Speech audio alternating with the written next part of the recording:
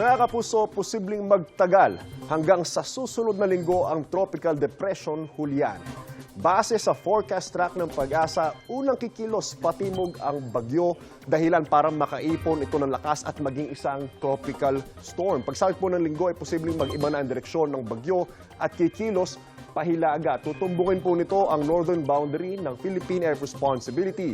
Sa mga sandaling iyan, maaaring isang typhoon ang bagyong Julian. Ang magandang balita sa ngayon mga kapuso ay hindi po ito inaasahang magla-landfall sa bansa, ayon po yan sa Pag-asa. Huling namata ng Pag-asa ang sentro ng bagyong Julian sa layong 525 kilometers east of Itbayat, Batanes. May lakas po yan, 55 kilometers per hour at bugsong aabot sa 70 kilometers per hour at kumikilos po yan sa mga oras ito pa south-southwest sa bilis na 15 kilometers per hour. Dahil sa bagyo mga kapuso ay delikadong pumalaot ang mga isda at may maliliit na sasakyang pandagat sa mga dagat na sakop ng Batanes, ng Cagayan at ng Isabela. Paalala mga kapuso, stay safe and stay updated. Ako po si Anzo Pertiera. Know the weather before you go. Para mag-safe lagi, mga kapuso.